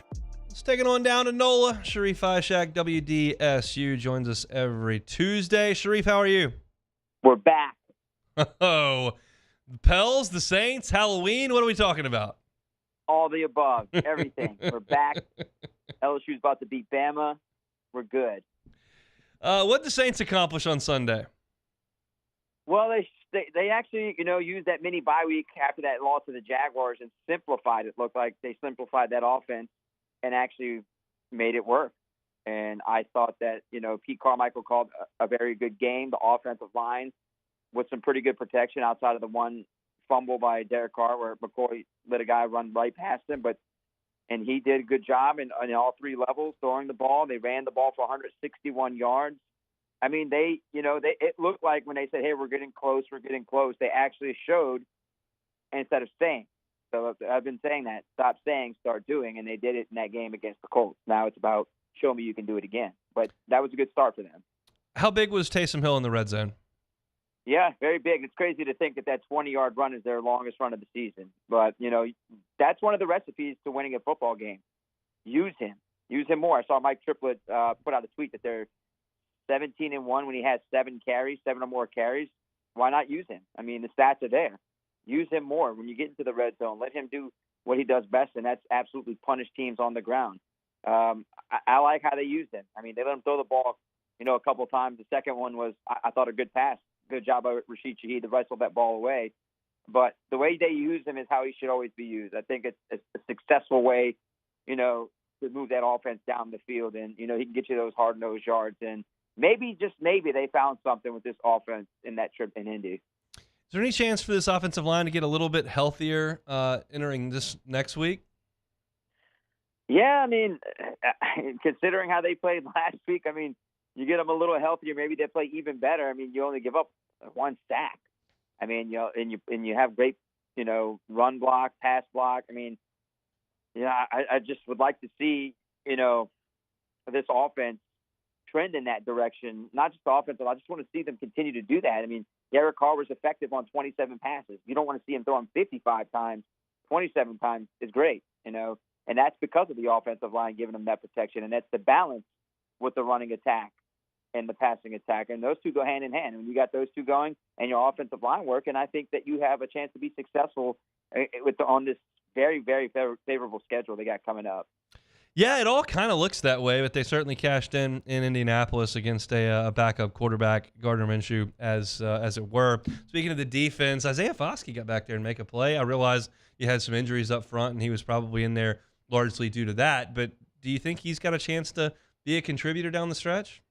Well, he's going to have to be a contributor. He was a second-round pick.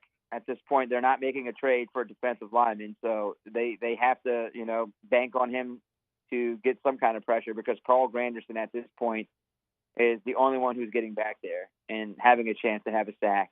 And it has to come from other areas, whether it be Brian Brzee, Isaiah Foskey. And I know Cam Jordan, at his age, is doing his best to create pressures, but someone other than Carl Granderson has to get the job done back there on quarterbacks. And I know sometimes those quarterbacks are getting rid of the ball quicker now against that Saints defensive line, but still, something else has to be done. Deflections, pressures. It has to come from Foskey, Brzee, somebody else other than Carl Granderson. Would you have liked the Saints to explore a Jameis Winston trade before the deadline today? If the price was right, I know the Vikings got Josh Dobbs for a much cheaper price, but if the price is right, if you could have gotten a third or fourth round pick, yeah, of course, why not? Because you don't have a third or fourth round pick in this upcoming draft. All you have is the first, the second, and then 3 late round picks on the final day. You need assets, and if it would have worked out, yeah, sure, why not? I mean, you could have, if anything would have happened to Derek Carr, Taysom Hill could have played quarterback, or Are you okay with that? If you're trying to win the division, are you okay with Taysom Hill playing quarterback should Derek Carr go down for a month or the season? Yeah, I mean, well, I would say yes, mostly because Haener missed all that time to start the season, wasn't able to be in the building for most of the suspension, and he is a rookie. I'd be fine with it, yeah. I mean, Taysom, if you look at his record and what he did as a starting quarterback, he was just fine. I think I'd have been fine if Carr goes down. You let him play if that trade would have actually happened. So, yeah, I'd have been good with it. So we talked about this last week, and I've talked about it with Luke Johnson as well. The vibes were not great in the Dome for that Jacksonville game. There was some booing. There were some folks leaving. It was not great. You had to stop the bleeding with this game at the Colts before your next home game. If you had lost 5 of 6 entering this game with the Chicago Bears, I think you were being for kind of a rough welcome into the Dome. They did get the win. The Bears have a backup quarterback. They're an absolute disaster. The Vikings now don't have Kirk Cousins. I don't know what the Falcons are doing at quarterback. And so, as you mentioned, there's a stretch here that I feel like things could turn around. Do you think the fan base feels that way, and do you think the energy in the Dome will reflect that on Sunday? Only way that happens, hon, if you see something close to what you saw Sunday with the offense, plus the defense getting off to a faster start. You cannot continue to have these slow starts. You've seen it in 3 straight games with the defense. And knowing your offense has struggled until last week against the Colts, you can't afford to have slow starts with your defense, no matter the team that they're playing, because you never know what you're going to get with the offense. So I think if you can get, near that 30-point range and your defense can hold the team to the 14 to 17-point range, yeah, the fans will be back, but it has to be consistency in order to get the fans back on track. And the players know that. They want they want to see their team win. And I think without consistency and, making life so much harder on themselves, I just don't know how the fans are going to be happy if they're going to just do this roller coaster ride throughout the entire season, knowing you have to beat these teams that are on your schedule that you're supposed to beat. I mean, plain and simple, you're better than these teams. And I know some people would say, well, I guess they're not because they're losing the game, but you look on paper and look at the players that you have on this roster. Yes, you are better than the teams you're going against. Like, honestly, they are 4-4. I think they should have 2 more wins. They should have never lost to the Packers and never should have lost to the Texans. The Bucs, they just beat them. The Jaguars are a better team. I mean, plain and simple, they should be 6-2. But I understand that's not how it works. It is not, and we'll see if they can inch towards the 6th win when they play Chicago on Sunday. Tyson Badgett, Justin Fields, it hadn't seemed to matter. They've not been very good no matter what on the offensive side of the football. Any reason to believe the Saints won't win on Sunday? I'm looking at the line at 7.5. That's wild. No, I think they win. I think that loss to the Jaguars and I think the loss to the Texans might have been a little bit of a wake-up call. I think having Derek Carr running up and down the sideline, yelling and being upset at players in that Jacksonville game maybe was an awakening. He said he had talked to a lot of the players and coaches after that loss, maybe to get on the same page, and it worked. It worked against the Colts. Now show me you can do it again. And I think all the players said the same thing. We need to do this consistently. Now, not maybe 38 points, but they got to find a way to do it consistently. And I just think the Saints are probably gonna stay awake here against the Bears. I think they know they haven't done well at home, and they got a team that's really just not great. And I think they're going to try to take advantage of it coming off that win against Indy. All right, I'm going to put you on the record here. Halloween, October the 31st, do the Saints win the division? Yes, I said that even after they lost those 2 games. You did. Against the Texans and Colts. I said they still would win the NFC South because top to bottom, they have the better team. I mean, no excuses. We shall see. As far as the Pels go, Brandon Ingram sits out of the game last night. Nobody can watch it on Bally Sports down here. Everybody's ticked off about it. But how are things in Pels land outside of Steph Curry? Brandon Ingram had an MRI. Luckily, no concerns there. He's listed as questionable for tomorrow in OKC against the Thunder. All right, they're 2-1. Right, it's a good start. Look, it's a really good start. Nice to see Zion doing Zion things. I'm starting to see some of the issues, though. There are some issues. The rebounding became an issue last night. They were absolutely just destroyed on the boards. The free throws are becoming an issue. They've got to fix. I think the rebounding is a bigger issue because they're allowing way too many offensive rebounds and second chance points, and it's been happening in the last 2 games. Luckily, the Knicks didn't destroy them on second chance because of rebounds, but last night it was just Steph putting on the Steph show with 42 points. He hasn't played there in almost 3 years, so he made up for lost time. And the Warriors are just a better team. I mean, they're a veteran team that just knows how to play. They know how to move without the ball. And that's the one thing that fascinates me about that Warriors team. They move without the ball. I just think though the Pelicans are in a good spot. They're fine. It's a long season as long as they can stay healthy. And I just need to see more in the paint from JV. I need more from JV and Larry. I mean, what I saw last night just wasn't really pretty in terms of the paint and just getting rebounds, and that could be kind of a problem if that continues. Enjoy trick-or-treating tonight, Sharif. You got it, man. We'll talk next week. He's Sharif Ishak, WDSU down there in New Orleans, talking Saints and Pels. We'll take one more time out, come back. Close up shop, Tuesday edition, Hunt Palmer Show. You are now listening to the Hunt Palmer Show. Score early this NFL season with FanDuel. It's America's #1 sportsbook. Right now, new customers get $150 in bonus bets with any winning $5 money line bet. That's $150 if your team wins. Been thinking about joining FanDuel? No better time to get in on the action than right now. The app is easy to use. Wide range of betting options, spreads, player props, over-unders, and more. Visit FanDuel.com/1045ESPN and kick off this NFL season. FanDuel, official partner of the NFL. Must be 21 and present in Louisiana. First online real money wager, only $5 pregame moneyline wager required. First online real money wager, only $10 first deposit required. Bonus issues, knowledgeable bonus bet. Expires 7 days after receipt. See terms at sportsbook.fanduel.com. If you're someone who's giving from wants help, call 1-877-770-STOP. Our listeners fire off their opinions on the jimsfirearms.net hotline at 499-1045. Keep listening for your next chance to shoot us your thoughts with the jimsfirearms.net hotline on 1045 ESPN Baton Rouge.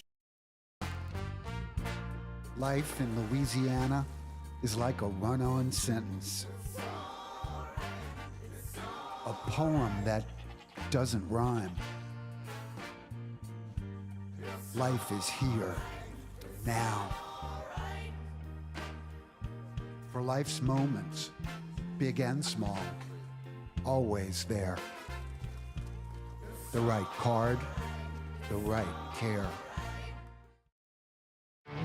There it is, the extra mile, on the border of expected and extraordinary, for those willing to go further, like vans customized for work or play, with safety and tech to keep you connected.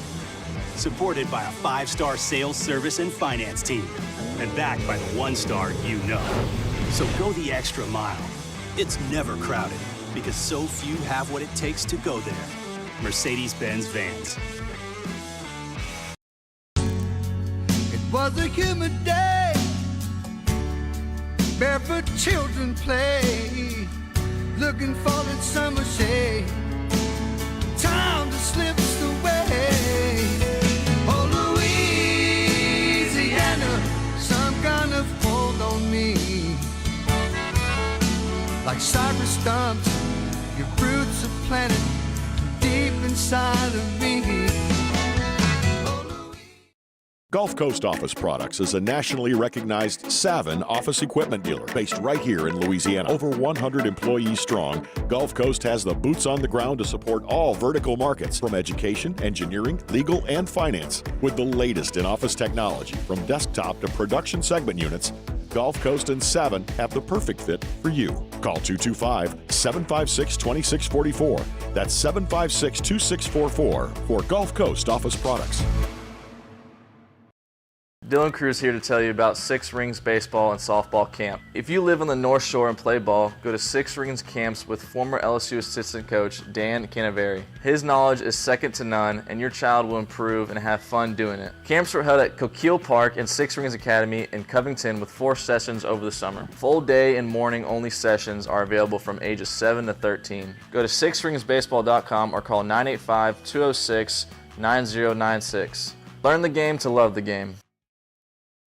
Scooncha, fall in the air. Fall is right around the corner, which means fall fishing is, which means it's time for you to take your boat to the next level with front-to-back boat service in a bunch of different ways. You want a custom stair job, you can have a ton of fun out there on the water. They can do that. What about a spot lock trolling motor? So you stay right where you need to in casting lines. Or sonar that's let you see the fish under the water before you cast. All of your maintenance needs as well. For a Wednesday edition of Off the Bench, as Matt Flynn joins the show for a full hour of flestering, I think. Plus, we talk Saints, and we continue to preview LSU versus Alabama in Tuscaloosa. Off the Bench, 7 to 10 a.m., 104.5 ESPN Baton Rouge.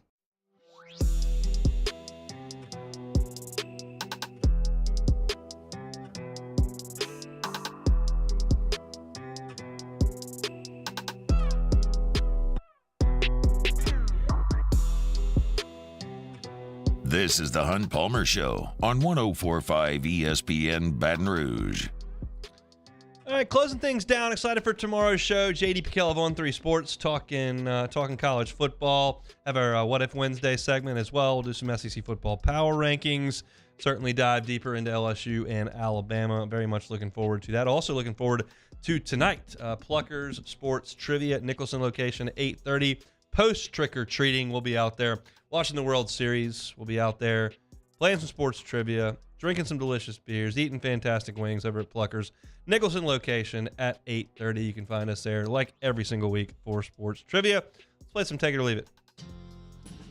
All right, first one here. James Harden is headed for the Clippers. He'll win exactly nothing there, just like his other landing spots, and probably end up having an unamicable split. Take it or leave it. I'll take it. I'll take it. I will definitely take it. I just lost a bunch of bets at the Beau Rivage for the weekend. What's losing another one?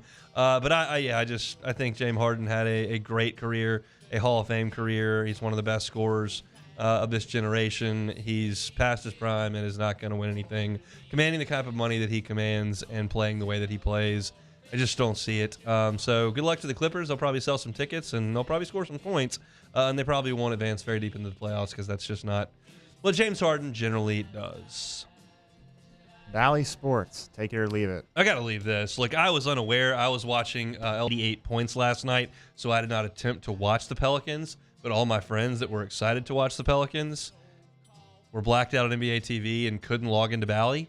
That's just unacceptable. Like, in this day and age, we got to have the streaming services up and running and reliable. The NBA loves to shoot itself in the foot by restricting access to its fans. It's is so counterintuitive to what they're trying to accomplish. And like the Pelicans fan base is already like kind of fickle. Like there are certainly diehard members of the Pelicans fan base that love the team and support it, but you're trying to win that segment of the fan base, a new segment of the fan base, over with a fairly exciting, fairly young team. And like to deprive them of the opportunity to watch them play against Steph Curry and the Warriors is just ridiculous. And I heard T-Bob talking this morning. It's like the Pelicans decided to re-sign with Bally, even though they knew they were riddled with issues. And last night was just an unacceptable issue. I don't recall a time where I just simply couldn't watch one of the teams I wanted to watch.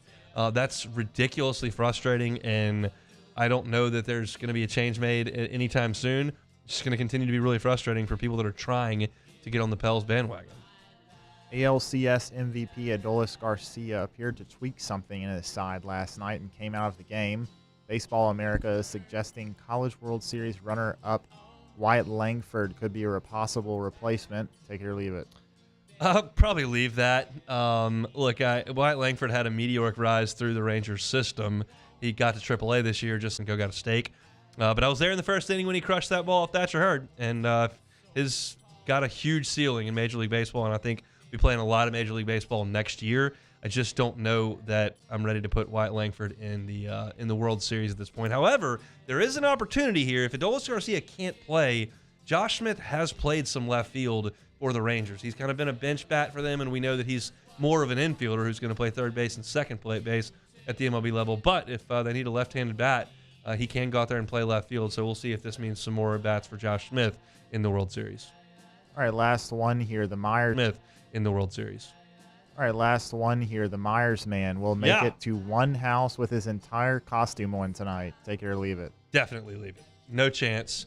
The little guy's Bluey. He loves Bluey, loves to watch Bluey. For those that have kids, you know Bluey. If you don't have kids, you probably don't. But he loves Bluey. However, he's never put on a costume before. And this Bluey costume has Bluey's a dog cartoon. Has a dog head that Velcros under the chin.